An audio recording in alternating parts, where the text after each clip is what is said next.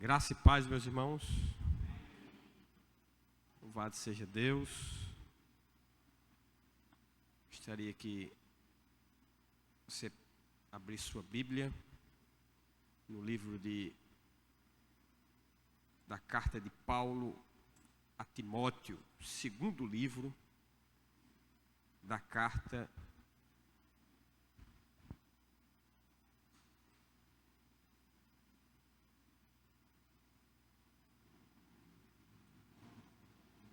capítulo 4. Eu vou estar lendo apenas do verso 1 até o verso 5, mas depois eu vou dar prosseguimento e vou estar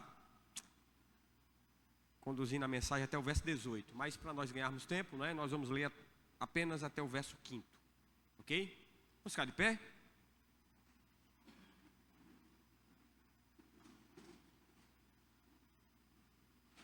Diz a palavra do Senhor, 2 Timóteo 4, de 1 a 5.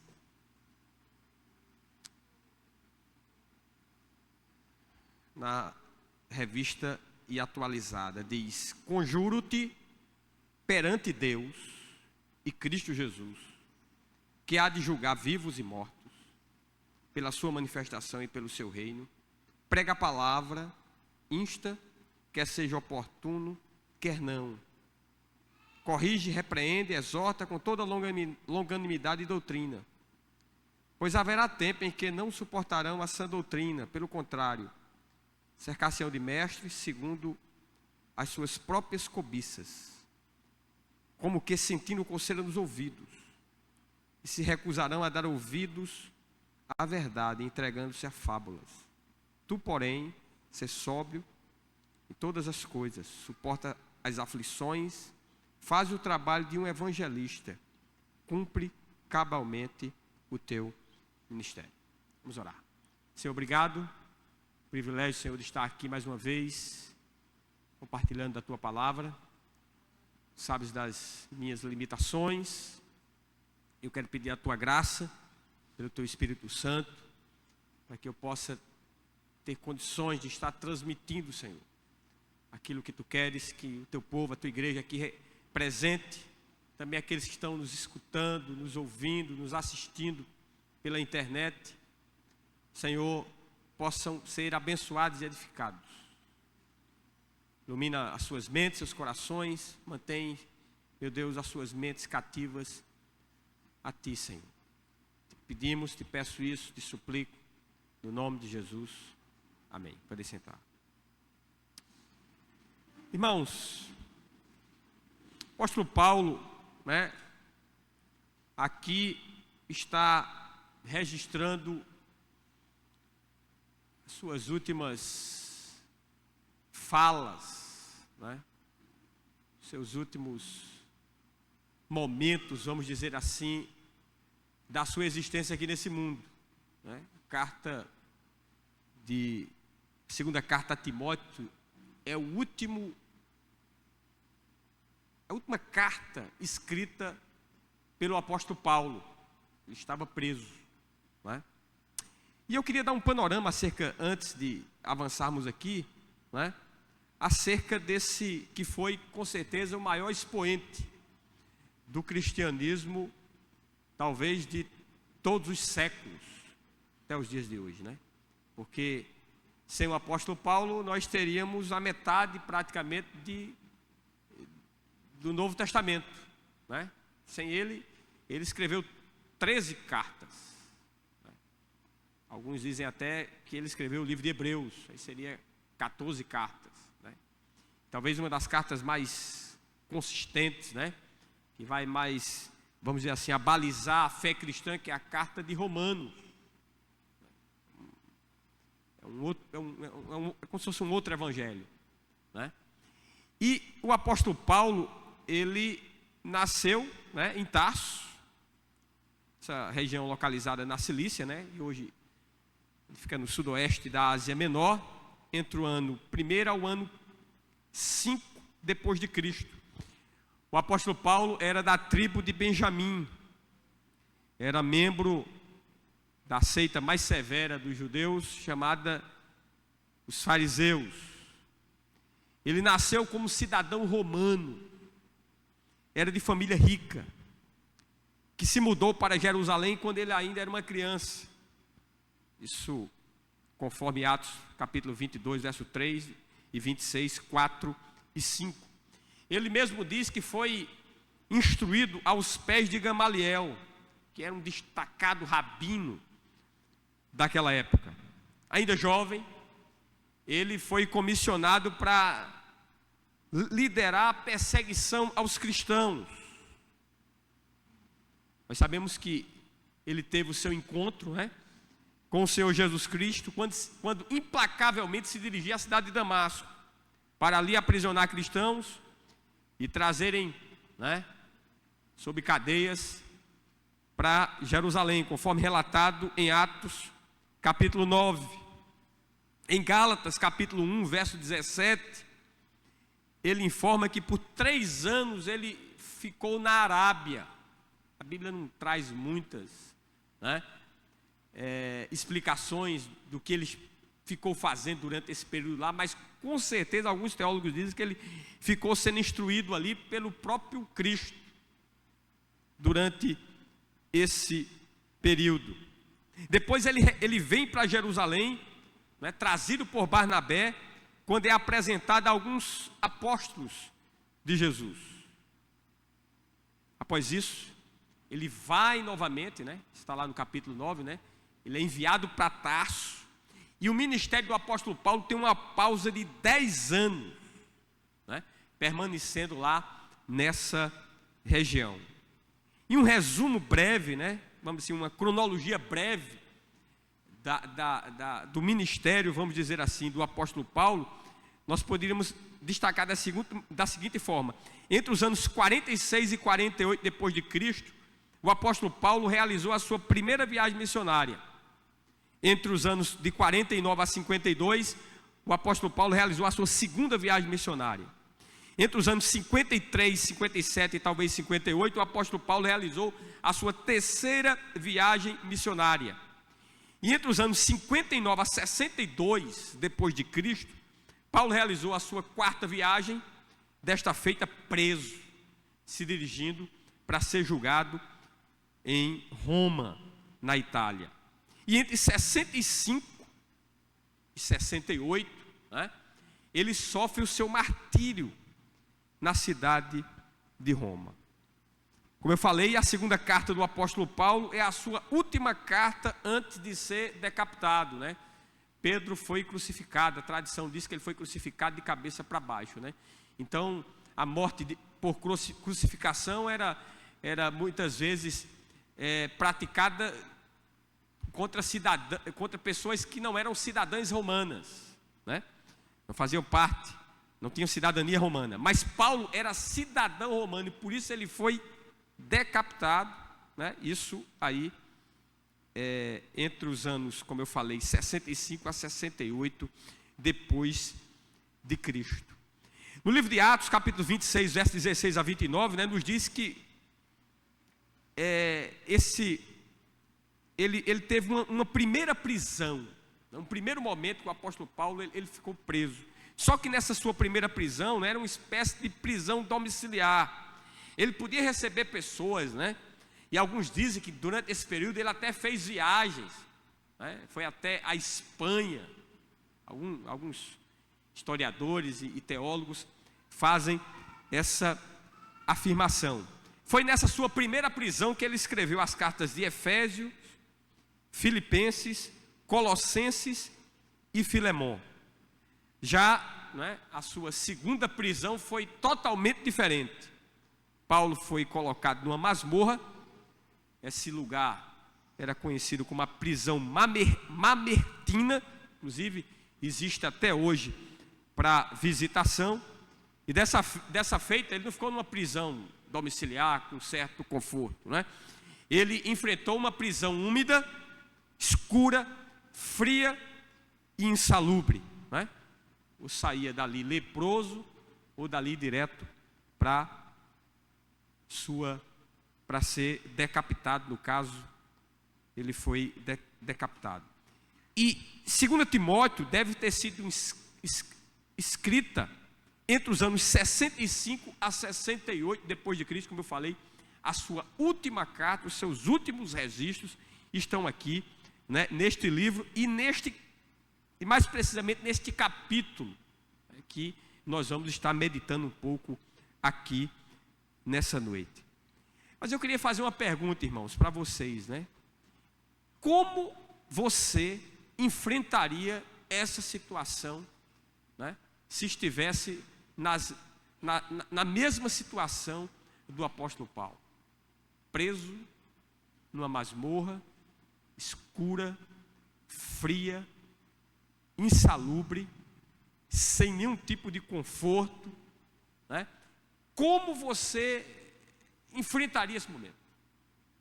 A nossa tendência, muitas vezes, né, quando estamos vivendo um momento de crise, de extrema dificuldade, é tentar, né, vamos dizer assim, nos auto-vitimizar, né? Atrair atenção apenas para os nossos problemas. Nós não nos importamos, parece que nos tornamos o centro das coisas, o centro de tudo. E não nos importamos com o que está acontecendo ao nosso redor, nem tampouco com outras pessoas. Mas o apóstolo Paulo aqui, ele tem uma atitude diferente, né? E nos traz muitos ensinamentos para nós que estamos aqui na nossa caminhada cristã. Como Paulo enfrentou esse momento final da sua vida? A primeira coisa que me chama a atenção, né, e nós lemos aqui do verso 1 até o verso 5, né, ele se preocupa com seus discípulos. Timóteo era um tipo de filho na fé do apóstolo Paulo, né? Era alguém que ele tinha muito apreço. E nessa situação ele se importa, né, e busca dar orientações para o ministério do apóstolo, aliás, do seu discípulo amado Timóteo, né? A preocupação dele é que ele fosse diligente, né, no seu ministério. Como se ele estivesse dizendo, né, você vai continuar aqui, né? Não desanime, prega a palavra, corrija, né? Porque haverá tempo, né? E ele fala aqui nesse texto, né? E eu não vou me deter muito nessa parte, em que as pessoas recusarão ouvir a verdade. O conforto do apóstolo Paulo nesse momento aqui de crise, estava ali prestes, né, a ser morto, era encorajar o seu discípulo para que ele seguisse em frente, para que ele fosse adiante. Ele não está aqui, irmãos, expressando, né, mágoas a seu discípulo Timóteo, né? Ele escreveu e direcionou essa carta. Suas decepções pessoais, seus rancores, não. O apóstolo Paulo, né, era alguém que tinha sido emocionalmente e espiritualmente tratado por Deus, né? E ele tinha sido sarado desses sentimentos que muitas vezes, né, nos acompanham quando estamos vivendo momentos de crise, momentos de dificuldade, né? Esquecidos, né? Não lembrados, num canto. Ele age totalmente de uma maneira diferente. Ele procura trazer orientações, trazer fortalecimento àqueles a quem ele amava. Isso é algo tremendo, irmãos. Eu acho que é algo que deve ser lembrado, porque todos nós um dia, né, nós não vivemos, né, como eu preguei a semana passada, vivemos em tempos de paz, né? Possivelmente nós vamos viver a nossa vida sem experimentar nada disso que o apóstolo Paulo experimentou, mas com certeza todos nós vamos envelhecer, né? Eu estava ontem visitando meu velho pai lá em João Pessoa, né? Vai completar amanhã 93 anos de idade. Mal tem forças para levantar um copo para beber água. Ali naquela situação de fralda, né? Total dependência, um bebezão de 80 anos, né? As irmãs aqui estão com muitos bebês, né? Eu estou com 2 netinhos ali, né? Tudo é festa, né? Bebê faz cocô, mela, tudo é festa, tudo é alegria. Mas quando, né? E ontem, nesse momento, ele tinha feito, né? Cocô. Lá, meus 2 irmãos vão lá. Pense nessa situação que talvez você não passe por isso, mas se viver muito, né? As pessoas desejam longevidade, né? Todo mundo quer viver 100 anos, né? Mas você sabe o que lhe espera, né? Quando você tiver com essa idade? Será que vai ser total dependência, como está o meu velho pai, né? E como é que você vai encarar, como é que você vai enfrentar esse momento?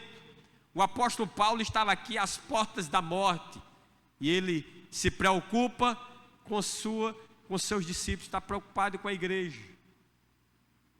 Ele traz essa primeira reflexão aqui para nós.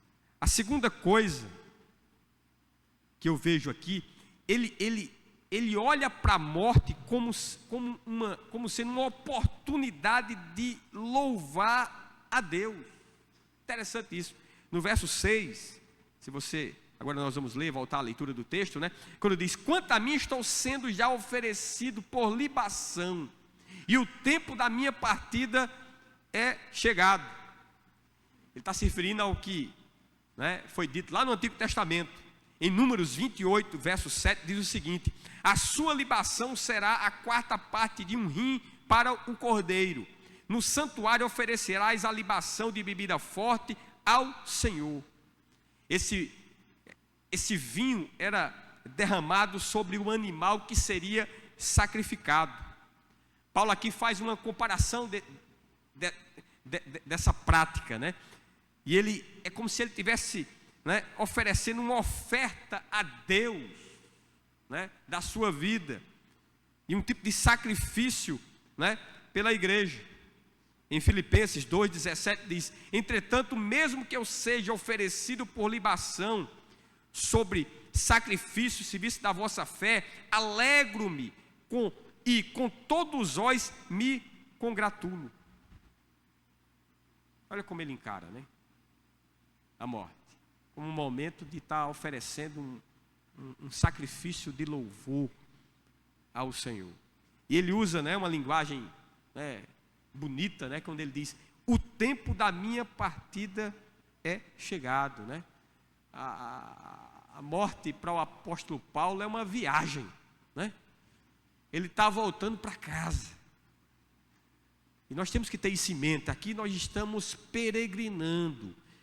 A nossa casa não é aqui, a nossa pátria não é aqui. Nós estamos caminhando de volta para casa. E um dia vamos fazer essa última viagem. Nós não pensamos nisso geralmente. E na maioria das vezes nós não queremos fazer essa viagem. Queremos postergar ao máximo. Mas o apóstolo Paulo sabia, né, aonde daria essa sua viagem, qual seria o porto que ele aportaria. Ele estaria indo para a pátria celestial, para Canaã celestial, para Nova Jerusalém. Que maravilhoso, irmãos, que consolo. Eu conversando com um pastor, né, ele é lá de Brasília, e ele me dizendo que um senhor lá, uma certa idade já avançada, né, um homem de muitas posses, né, de muitos títulos, estava em extrema e profunda depressão. Porque, irmãos, ele não tem esse consolo, ele não tem essa esperança, ele não tem esse vislumbre da eternidade.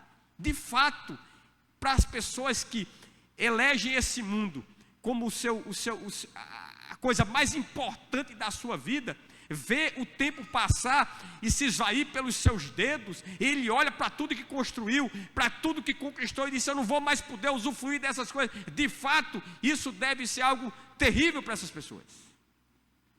Mas para nós, e para o apóstolo Paulo, não, né? Ele sabia para onde ia, né? E nós estamos aqui, temos que ter essa mesma percepção, irmãos. Lá em Filipenses capítulo 1, verso 1, ele diz: para mim o viver é Cristo e o morrer é lucro.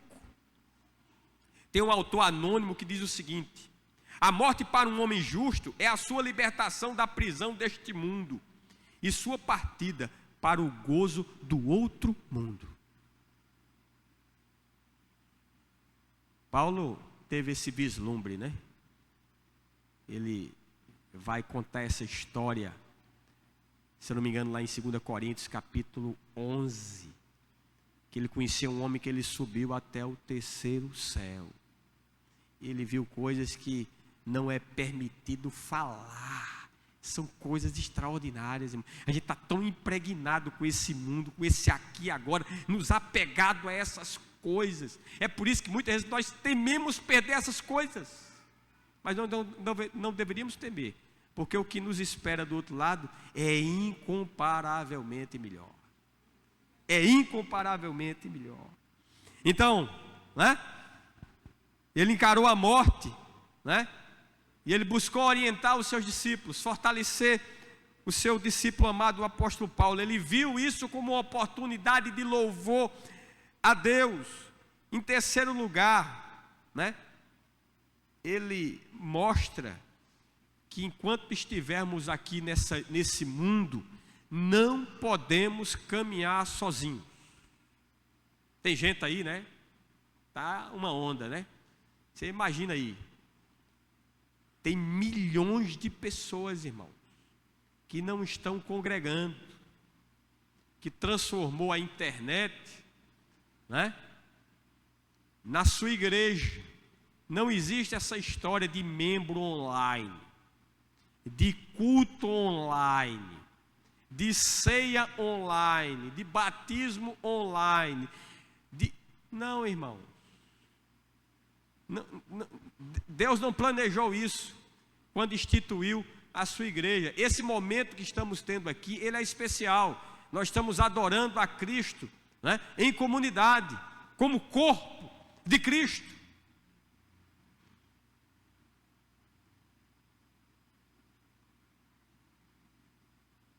No capítulo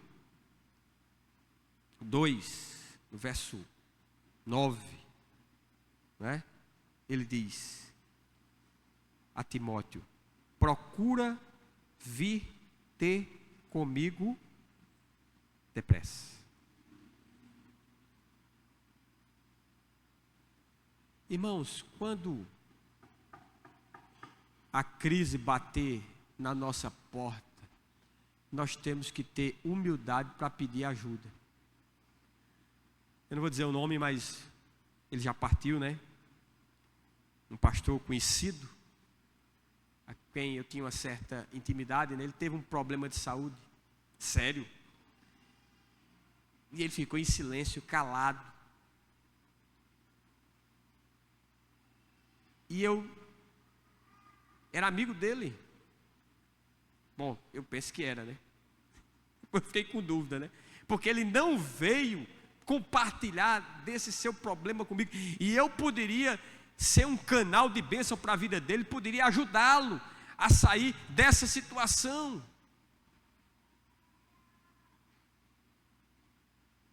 O apóstolo Paulo aqui não se faz de rogado, né? Ele pede que o apóstolo, aliás, que o discípulo Timóteo venha ter com ele depressa, né? Ele estava naquela masmorra, preso, prestes a ser martirizado. Ele precisava de gente, irmãos. Até Hernandes Dias Lopes disse que gente precisa de Deus. Eu gostei dessa frase dele. Mas gente precisa de gente, né? Nós precisamos de Deus, mas nós também precisamos um do outro. É por isso que somos igreja, né? No verso 21 do mesmo capítulo 4 de Timóteo, ele diz: apressa-te a vir antes do inverno. Primeira parte aqui. Porque naquela época, né, diferente de hoje, né, os instrumentos que nós temos hoje, dá para viajar, né? E mesmo assim, quando se tem um mar revolto, os navios via satélite, recebe a informação, ele desvia daquela rota. Mas naquela época não existia nada disso. Então eles sabiam quais eram os períodos que o mar estava revolto, que era inviável, né, enfrentar e lançar o barco ao mar. Então eles não viajavam, eles atracavam no porto. Por isso que o apóstolo Paulo está fazendo essa observação. Antes que chegue o inverno, Timóteo vem, e vem depressa. Paulo estava se sentindo sozinho. Ele estava com necessidade de apoio. Ele estava em busca de um ombro amigo. Interessante, esse homem que marcou a história do cristianismo, agora ele estava sozinho.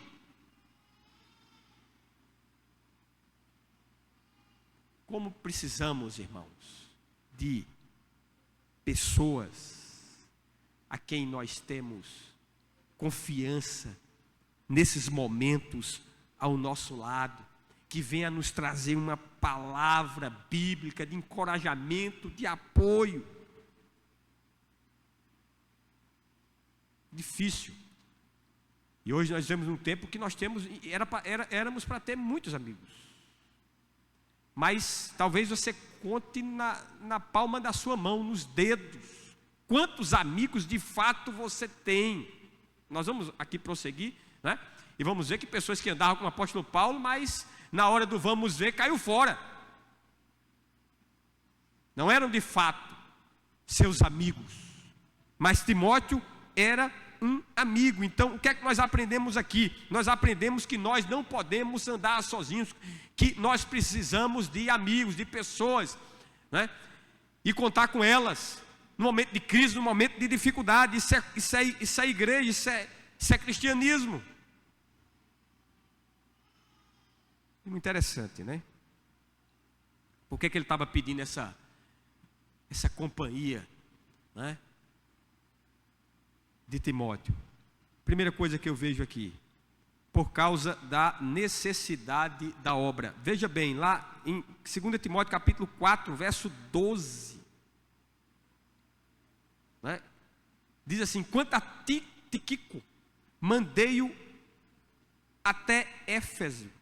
É isso? 4:12. Antes, o 4:10, a parte B, diz o seguinte: Crescente foi para Galácia, Tito para Dalmácia. Aí no verso 12, quanto a Tíquico, mandei até Éfeso. Mas na frente ele disse que vai dizer que na sua primeira defesa ninguém esteve com ele, né? Talvez a gente pense que todos abandonaram o apóstolo Paulo, mas não foi isso, né? Crescente, nem tão pouco, acho que é Tíquico, né? Não havia abandonado o apóstolo Paulo, né? Eles haviam deixado ele por causa da necessidade da obra. Necessidade da obra, né? Os nossos problemas não vai impedir o avanço da obra de Deus, né? Não deve. A obra continua. Eu não estou falando aqui, irmão, de falta de solidariedade, ou falta de ajuda. Não é isso. O apóstolo Paulo estava ali, prestes a ser martirizado, mas ele sabia que a obra precisava avançar. Por isso que no início ele dá essas orientações ali de fortalecimento a Timóteo. Aqui nesse texto ele diz: olha, alguns aqui teve que sair, porque teve que dar assistência às igrejas. Por isso que você precisa vir, porque esses irmãos aqui, Crescente, Tíquico, eles foram, e eu estou sozinho. Então você deve vir. A segunda coisa que eu vejo aqui, da necessidade da vinda de Timóteo para junto do apóstolo Paulo, é por causa da traição de Demas. Versículo 10, a parte A diz: porque Demas, tendo amado o presente século, me abandonou e foi para Tessalônica. Esse aqui ele destaca mesmo: esse me abandonou. Demas, interessante, irmãos, ele é citado 3 vezes no Novo Testamento. Em Colossenses capítulo 4, verso 14, diz assim: saúda-vos Lucas, o médico amado, e também Demas. Olha o Demas lá, estava junto de Paulo e Lucas. Em Filipenses, verso 24, diz o seguinte: assim como também Marcos, Aristarco, Demas e Lucas, meus o quê? Meus o quê? Está aparecendo aí? Não. Meus cooperadores. Está lá em Filipenses, versos 24. O apóstolo Paulo chamando Demas de um de seus cooperadores. Significa que Demas era um cara que estava imbuído na obra, ajudava na obra, era parte do círculo, né, mais próximo do apóstolo Paulo. No entanto, o texto diz que Demas, nesse texto aqui, verso 10 do capítulo 4, porque Demas me abandonou. Esse verbo aqui usado, né, significa me deixou numa situação difícil, me desamparou.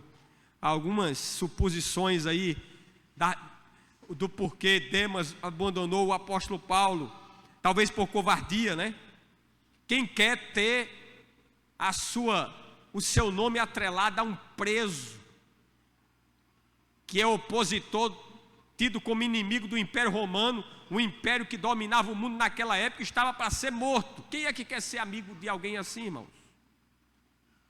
Os cristãos naquela época tinham se tornado persona non grata do Império Romano. Nero havia destruído Roma. Historiadores dizem que eram 14 bairros que existiam em Roma, 10 foram destruídos, só 4 permaneceram de pé e eram habitados por cristãos e judeus. E o que é que o imperador da época, Nero, fez? Atribuiu essa destruição de Roma aos cristãos. E foi um massacre terrível naquela época contra os cristãos. Irmãos, no momento de crise, em 2007, há 18 anos, mas o tempo passa rápido, hein? Essa turma de 25 anos para baixo nem lembra disso. Talvez de 30, estava com 13 anos, não sei que estava com cabeça para isso, pensando nisso. A turma de 40, 35, 40 anos. A Vinac colocou uns outdoors aqui em Campina Grande. Quem lembra disso? Hã? Ó, turma mais velha aí está fazendo. Isso foi um ribuliço tão grande, tão grande. Eu coloquei lá: e fez Deus homem e mulher e viu que era bom. Só isso. Aí botei lá: leia manifesto no site da Vinac. Era uma lei que tinha aqui, que estava no Congresso, chamava PLC 122, que era uma lei que ia criminalizar o discurso religioso contra a prática. Vocês já sabem, né? Não vou dizer aqui porque a gente está transmitindo pelo YouTube, pode ser que o YouTube derrube. Vocês já sabem, né, o que eu estou falando, né? Se você não souber, depois você me pergunta no final. E, irmãos, o movimento daquela turma entrou na justiça para remover os outdoors. E eu fiquei escondido vários dias, porque eu queria que o outdoor permanecesse o máximo de tempo colado. E o oficial de justiça, a minha procura, todo canto. E eu ainda tinha marcado uma manifestação na Praça da Bandeira. O saudoso pastor Jadiel estava lá comigo, foi um dos poucos que ficou comigo.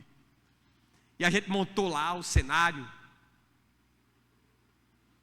Eu entrei em contato com o comandante da polícia, eu digo: olha, manda a tropa de choque, porque a turma do outro lado marcou um movimento lá na Praça Clementino Procópio. Mas com a manifestação dele não deu ninguém, o que é que eles fizeram? Eles saíram da Praça Clementino Procópio e vieram para a Praça da Bandeira. E ficou a polícia, né? Fez uma barreira de isolamento, a gente de um lado e a turma do outro. A turma com cartaz do lado xingando a gente e tal. Você imagina. Aí nesse imbróglio todo, um pastor muito conhecido aqui na cidade, que evidentemente eu não vou dizer o nome, vocês vão morrer de curiosidade se vocês forem curiosas aí ou curiosos. Ligou para mim, dias antes eu tinha estado com ele, a gente tinha estado num evento, tínhamos tirado foto. Ele ligou para mim para dizer que eu não publicasse aquela foto. Eu disse, pastor, não se preocupe não, eu sei que em tempos difíceis nós ficamos com poucos amigos. Disse na lata dele. Digo, eu vou ter que dizer. Não, que é isso, meu irmão? Eu digo, é isso mesmo, pastor. O senhor está com medo de ter o seu nome atrelado a um cara que está... Imagina, naquela época, em 2007, estava na internet, YouTube, eu acho que estava surgindo, Facebook, estava dando seus primeiros passos, né? Mas foi matéria no Jornal da Globo, foi matéria no SBT Brasil. Isso foi um rebuliço maior do mundo. Você vê uma coisa simples, uma coisa boba dessa. Você imagina o apóstolo Paulo, né? Que estava lá, preso, como talvez um dos líderes principais desse movimento que tocou fogo em Roma. Já existia narrativa naquela época, né? Quem queria ser amigo desse cara? Talvez Demas tenha descoberto que o preço do discipulado era pesado e ele caiu fora. Irmãos, uma coisa é certa: quando você está com tudo bem, está com dinheiro, está com saúde, está com despensa cheia, perspectiva de futuro, você tem muitos amigos. Mas perca emprego, fique sem dinheiro, fique doente, fique em dificuldade, são poucos os que vão ficar como estando ao seu lado. É por isso que Deus, família e igreja, né? Quem vai ficar perto de você é aqueles mais próximos, que lhe amam. Mas seus amigos de viagem, de festa, isso aí vão vazar. A quarta coisa aqui, eu sei que o tempo a gente tem que andar, né? Que eu aprendo é que é preciso perdoar. Paulo estava ali nas portas. Capítulo 2, verso 11. Aliás, capítulo 4, verso 11 ainda, né? Diz assim, somente Lucas está comigo, toma contigo quem? Marcos, e traze-o, pois me é útil para quê? Para o ministério. Quem é esse Marcos? Esse Marcos foi um pivô de uma confusão. Isso está lá no capítulo 15 de Atos dos Apóstolos. O apóstolo Paulo tinha feito a primeira viagem missionária. Quem tinha ido para essa primeira viagem missionária? Paulo, Barnabé e Marcos. É conhecido como João Marcos. É esse mesmo cara que escreveu o Novo Testamento, o Evangelho de Marcos. Foi o primeiro evangelho, foi o primeiro, viu? Antes de Mateus, de Lucas, de João, foi o Evangelho de Marcos. Esse camarada, ele foi participar da primeira viagem. Quando, em determinado momento, logo no início da viagem, ele rapaz, esse negócio não dá para mim não, viu? Longe de casa, enfrentando confusão, perseguição de judeus, de autoridade, podendo ser preso, morto, eu vou cair fora. Voltou, foi embora. Aí, depois do concílio de Jerusalém, Paulo disse, vamos retornar para visitar as igrejas que nós fundamos, para ver como é que os irmãos estão. Aí Barnabé disse, Paulo, vamos dar uma segunda chance, né? A Marcos. O que é que Paulo fez? Não, que é isso? Quê? Esse cara abandonou a gente na primeira viagem, rapaz, você está querendo levar ele agora? Não, de jeito nenhum. Teve um arranca-pé brabo, meu amigo. A Bíblia não entra nos detalhes, né? Uma discussão braba entre Barnabé e Paulo. Olha que Barnabé foi o cara que trouxe o apóstolo Paulo para apresentá-la aos apóstolos, foi o canal de Deus para aproximar o apóstolo Paulo da igreja. Participou da primeira viagem missionária. Eles romperam. Barnabé foi para Chipre com Marcos, e Paulo agora pega Silas e vai fazer a sua segunda viagem missionária. E nesse texto, irmãos, ele diz: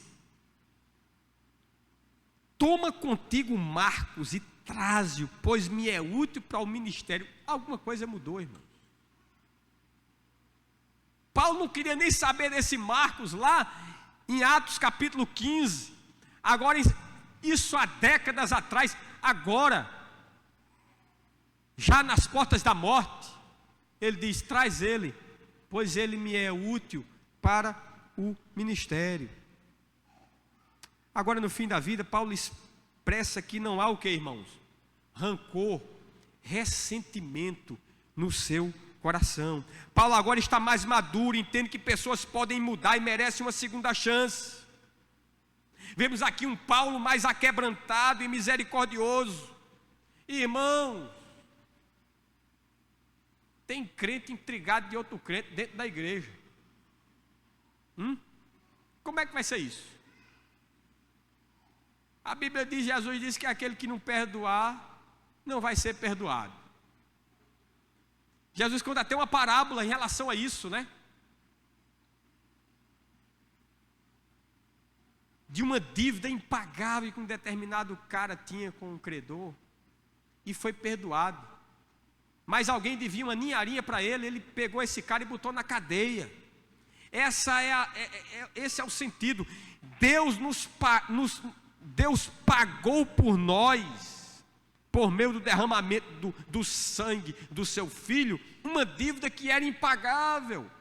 Por que é que nós não podemos perdoar uma pequena dívida do nosso irmão, uma pequena ofensa? Paulo mostra isso aqui. O evangelho, irmãos, é marcado pelo perdão. É as boas novas de Cristo, pela graça e pela misericórdia.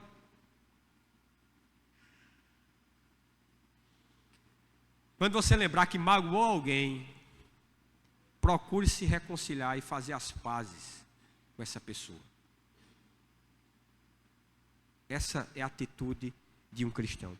A quinta coisa aqui que eu vejo, né, no apóstolo Paulo, no final da vida, viu? Para morrer, é que nós não podemos desistir de aprender. Não podemos desistir de aprender. Verso 13, o que é que diz aí? Quando vieres, traze a capa que deixei em Trode, em casa de Carpo, bem como os livros, especialmente os pergaminhos. Na visão hoje, irmãos, de muitos hoje, né, que pregam esse evangelho triunfalista que a gente vê por aí, né, que o crente só anda em vitória, que o crente só anda em conquista, né, que o crente não vai passar por dificuldades nesse mundo. É esse evangelho falso que atrai muitas pessoas a muitas igrejas hoje, olhando para a história dos apóstolos, e em particular do apóstolo Paulo. Esse cara é um cara derrotado, fracassado, está terminando a sua caminhada, o seu ministério aqui. O cara não tem nada, desprovido de bens. Traz uma capa aí, a capa estava lá dentro de uma masmorra, devia ser um lugar muito frio, muito úmido, muito insalubre. Essa capa vai me aquecer. E me traz também os livros, os pergaminhos. Irmãos, se você soubesse que você ia morrer daqui a um mês, você ia fazer um curso de... Você ia se inscrever num curso de pós-graduação ou de mestrado? É isso que está acontecendo aqui. O cara quer continuar aprendendo, quer continuar lendo, quer continuar crescendo na graça e no conhecimento de Deus. Então não importa, você pode estar nos seus últimos dias, mas você não se pode apartar da palavra de Deus. É isso que o apóstolo Paulo está nos ensinando aqui. Um dia um pastor para mim, dois pastores, também não vou dizer o nome deles, vocês nem queiram saber, eu não vou dizer. O pastor chegou para mim e disse: rapaz, eu não leio mais a Bíblia não, eu só faço orar. Eu digo: meu Deus do céu, esse homem está num nível de espiritualidade que nem o apóstolo Paulo chegou, porque o apóstolo Paulo estava para morrer e mandou trazer os pergaminhos para ler. Imagina a dificuldade dentro daquela masmorra, não era um livrinho assim, né? Como nós temos, era peles de animais, rolos pesados, como é que ia se manusear isso, sem iluminação adequada? Imagina o trabalho, tinha toda a justificativa do mundo. Senhor, está vendo minha situação aqui, como é que eu vou buscar a tua palavra? Mas ele manda trazer. E outro pastor para mim disse: rapaz, o que eu tinha de aprender, eu já aprendi. Eu digo: esse aí já morreu, esqueci de enterrar. Também não vou dizer, esse é outro pastor, não vou dizer o nome para vocês. Não é daqui nenhum não, viu? Graças a Deus. Os pastores aqui gostam de crescer e de aprender na palavra. Irmãos, meditar na palavra sempre será um fortalecimento em tempos difíceis. Tem gente que quando está em crise, a primeira coisa que esquece é a Bíblia. Não. Esse conhecimento, irmão, será valioso no dia da dificuldade, do desamparo, do abandono, da dor. Nós nunca devemos perder esse entusiasmo de estudar a palavra de Deus. Se os valores da Bíblia, irmãos, não estiver em nós, quem vai estar ocupando esse lugar são os valores do mundo. E nós só temos um jeito de saber e tomar conhecimento, de aprender dos valores da Bíblia, é queimando nossas pestanas das Escrituras. E é o que a gente tem feito pouco. Né? Tem gente que só lê a Bíblia quando chega na igreja. O pastor manda abrir. Passa a semana todinha sem ler a Bíblia. Que tipo de espiritualidade um cidadão desse vai ter? Não ora. Só ora quando aqui não tem uma vida de oração. Os cultos de oração, estava lá num evento, janeiro, né? Pregou ontem e hoje, lá em Recife. E a irmãzinha dizendo: mas pastor, tá tão... umas irmãs que fizeram, elas se reúnem para orar. Mas está tão difícil, pastor, arrumar gente para orar. Deveria ser os cultos mais lotados da igreja, né? Porque oração é falar com Deus. Nada mais do que isso. Se alguém disser, se alguém disser, se arruma aí, se apronta, você vai agora para os Estados Unidos da América para falar com Donald Trump. Meu amigo, nego ia cancelar qualquer tipo de agenda para se programar para estar lá, falar com o homem mais poderoso desse mundo, mas é apenas um comedor de farinha, igual eu e você. O que diferencia ele de você é que ele está numa posição elevada e você não. Mas é o mesmo ser humano, com as mesmas fraquezas, com as mesmas limitações. Vai passar pelas mesmas coisas que todo ser humano passa e um dia vai ser sepultado. E por que a gente não tem esse entusiasmo para fazer? Eu estou assistindo agora, eu gosto muito de documentário, né, de tudo.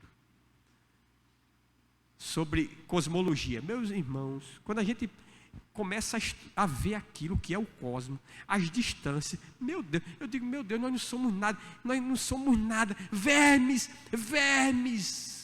nós somos vermes, diante desse Deus tão grande. A gente olha para a criação dele, a gente se espanta, mas deveríamos nos espantar de olhar para quem criou tudo isso, e a gente não quer conversa com ele. Como é que se entende o ser humano? Né? Sexta coisa aqui, para caminhar para o final, porque temos que caminhar, que ainda tem a ceia, né? Que a gente aprende que a justiça pertence a Deus. Verso 14 e 15: Alexandre o latoeiro causou-me muitos males, o Senhor lhe dará a paga segundo as suas obras.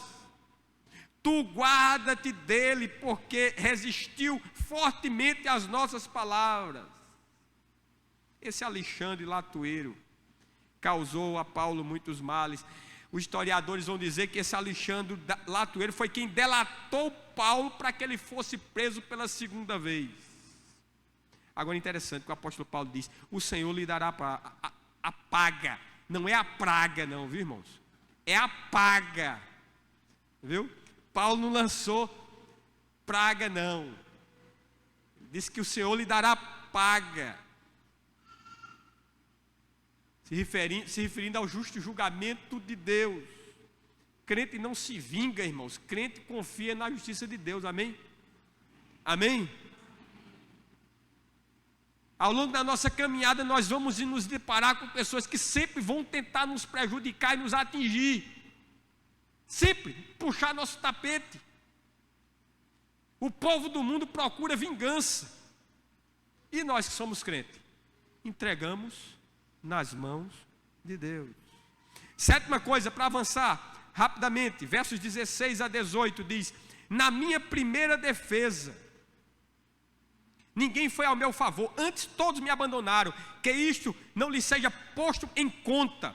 Olha mesmo, o que ele está dizendo aqui. Mas o Senhor me assistiu, me revestiu de forças, para que, por meu intermédio, a pregação fosse plenamente cumprida, e todos os gentios a ouvissem. E fui libertado da boca do leão. O Senhor me livrará também de toda obra maligna, e me levará a salvo para o seu reino celestial. A Ele glória pelos séculos dos séculos. Amém. Sabe o que a gente aprende aqui? Que o nosso principal refúgio, sabe quem é? O Senhor. É o que a gente aprende aqui. Paulo estava ali abandonado. Não tinha nenhuma testemunha de defesa, né? Na minha primeira defesa ninguém foi a meu favor. Antes todos me abandonaram. O maior expoente do cristianismo, fundador de dezenas de igrejas, estava ali sozinho. Interessante que mesmo nesse momento ele intercede por aqueles que o abandonaram. Olha o que diz aqui ainda no verso 16, a parte B: que isto não lhe seja posto em conta. Olha mesmo, irmãos. Você está sozinho, você está abandonado. Você sabe que tinha pessoas que podiam lhe assistir, lhe dar suporte. Essas pessoas não chegaram. Paulo diz: todos me abandonaram, mas que Deus não lhes ponha isso em conta. Que atitude extraordinária.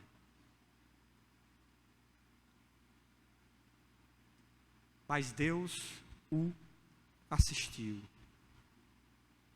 Ele confiava que Deus estaria, o levando para o seu reino. Ele estava abandonado na terra, mas não estava abandonado dos céus. Mas não era um abandonado dos céus. Foi abandonado na terra. Vamos pôr isso na nossa cabeça. A gente pode ser abandonado. Isaías vai dizer isso, né? Pode ser que uma mãe, abandone seu filho? Pode. A gente não vê aí mães pegando seus filhos e jogando numa lata de lixo? Não tem. Eu conheço casos de mulheres que abandonou seus filhos porque eu vou curtir minha vida. Aí Isaías vai dizer: mas Deus não lhes abandonará.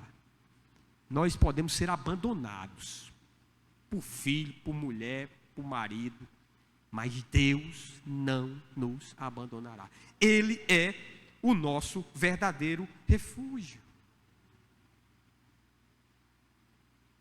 Ele é o nosso verdadeiro refúgio. A última coisa que eu aprendo aqui, que é possível terminar a vida louvando a Deus. A parte B do verso 18, a última parte diz: a Ele seja a glória pelos séculos dos séculos. Amém. Ele estava onde, irmãos? Preso. Estava prestes a ser o quê? A hora da minha partida é chegada. Ele sabia que ia ser morto. Ele sabia que seu ministério tinha chegado ao fim. Mas como é que ele encerra? Ele encerra de forma magistral. A ele, glória pelos séculos dos séculos. Paulo termina a sua vida louvando a Deus. Não murmurando, reclamando, se lastimando, acusando A, acusando B, com rancor no coração. Não! Ele tinha todas as razões do mundo para estar assim, mas ele não encerra a sua caminhada, o seu ministério, a sua vida assim. Ele encerra a sua caminhada, a sua trajetória nesse mundo de forma magistral. Como? Louvando a Deus.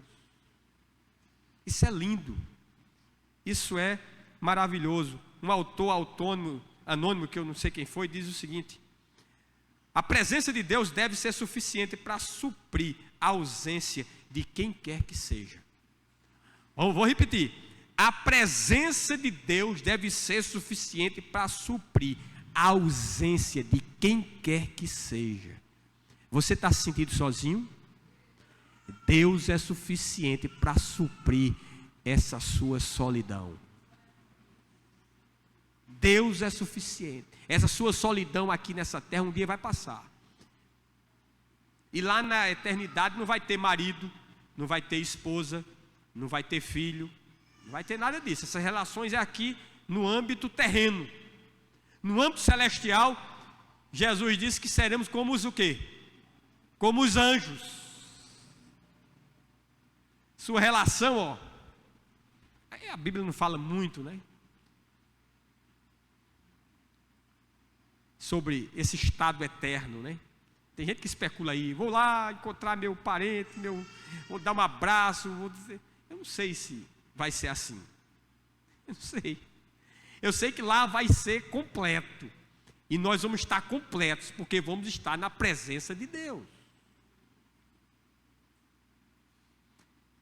Irmãos, que possamos pedir ao Senhor que não permita que a nossa fé, em tempos de crise, tenha dúvidas, seja questionada. No capítulo 2 ainda, ou no 2 Timóteo capítulo 4, verso 8 ainda diz: já agora a coroa da justiça me está guardada, a qual o Senhor, reto juiz, me dará naquele dia, e não somente a mim, mas também a todos quantos amam a sua vinda. A coroa da justiça está guardada, irmão. Você vai receber. Amém? Ela foi comprada por Cristo. Amém? Cristo nos tornou herdeiro quando Ele derramou o seu sangue. Paulo está dizendo isso aqui não só para ele, mas ele diz a todos quantos amam a sua vinda. Para aqueles que anseiam pela volta do Senhor, que estão nesse mundo, mas não são desse mundo. Para aqueles que não estão juntando tesouro na terra, mas estão juntando tesouros nos céus.